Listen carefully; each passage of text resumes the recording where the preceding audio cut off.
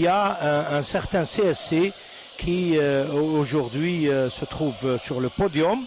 Attention à cette action du joueur et l'ouverture du score pour l'USMA d'Alger à pratiquement 38 secondes de jeu. Et c'est donc le jeune Farhat qui inscrit le but pour l'USMA d'Alger. Ouverture du score par Chatal plutôt, ce jeune junior. Chatal qui ouvre le score d'entrée de jeu. On le disait, l'USMA d'Alger allait presser cette équipe du CS Constantine. Et ce but prématuré en ce début de rencontre, Moustapha. Prématuré, oui, mais c'est vraiment le meilleur scénario possible qui puisse se présenter à l'USMA, dans la mesure où ils viennent de réaliser un but à peine après 1 minute de jeu. Donc, en but pour l'USMA d'Alger. Un premier face-à-face donc contre les attaquants. On revoit ici cette action et ce but de ce jeune joueur Chatal, jeune junior, face à un expérimenté gardien. Donc on voit ici cette erreur et ce tacle donc bien réalisé, et il ouvre bien son pied. Il faut noter que c'est une très bonne application du jeune Chatal, joueur qui a ouvert le pied, comme vous dites, et de l'intérieur du pied a mis le ballon hors de portée du gardien de but, Cédric.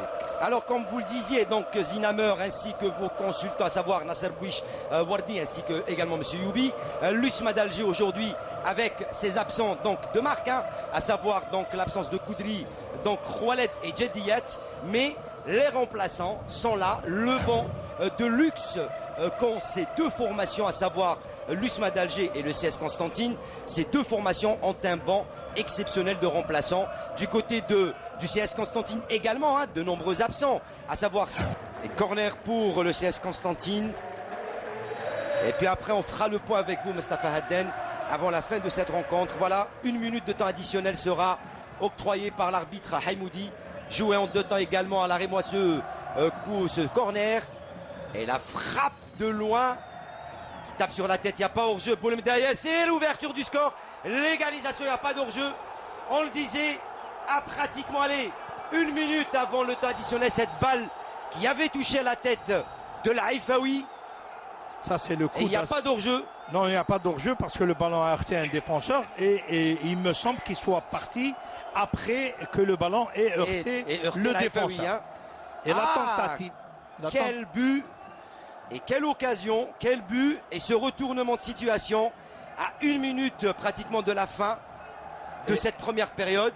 Là, tout est à refaire. Voilà, je le disais, 1 minute de temps additionnel alloué. Et ça, Hakim, c'est véritablement le coup d'assommoir, et ce que redoutent tous les entraîneurs et toutes les équipes. Voilà, on revoit ici le ballon a heurté un défenseur, et les deux joueurs sont partis bien après que le ballon ait heurté les défenseurs.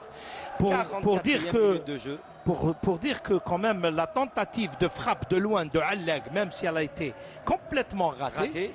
Il était en Meftah, il a couvert les joueurs. Meftah, il était en couverture. Et Boulmdaïs, on voudrait bien avec le réalisateur voir l'action.